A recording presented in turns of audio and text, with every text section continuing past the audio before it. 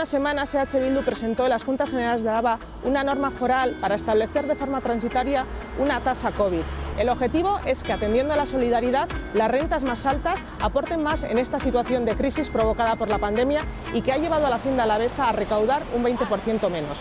Sin embargo, a la primera de cambio nos hemos encontrado con el criterio contrario del Gobierno foral, compuesto por el Partido Nacionalista Vasco y por el Partido Socialista de Euskadi.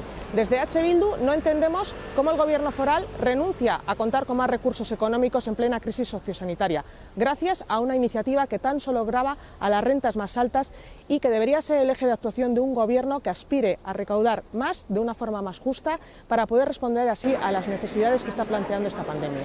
Ahora que se incrementa el gasto y baja la recaudación, es necesario tomar decisiones. Por ello, desde EH Bildu planteamos un incremento temporal, 4 años, parcial, pero a la vez significativo e importante, de los tipos impositivos de las personas y empresas con mayor capacidad económica y que se aplicaría a los impuestos de los cuales tenemos competencia foral: el IRPF, el impuesto de sociedades, el impuesto de patrimonio y el impuesto de sucesiones y donaciones. La iniciativa pretende conjugar la solidaridad y corresponsabilidad para que quienes más tienen aporten en esta situación con el rigor, la eficiencia y la eficacia en la gestión de los recursos públicos.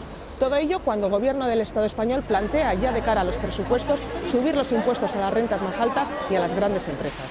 Sin embargo, en Araba el Gobierno foral ha decidido renunciar a contar con más recursos. Lo hace argumentando dos cuestiones. Por un lado, que no se puede cuantificar qué impacto tendrá en la recaudación y, por otro, la armonización fiscal. En el primer caso vienen a reconocer el impacto que la crisis tendrá en la Hacienda alavesa y en el segundo caso obvian que esta tasa COVID ya se está tramitando en Vizcaya y en Guipúzcoa. Por eso, desde EH Bildu hacemos un llamamiento a aquellas formaciones que reivindican una fiscalidad justa y progresiva a que respalden su tramitación.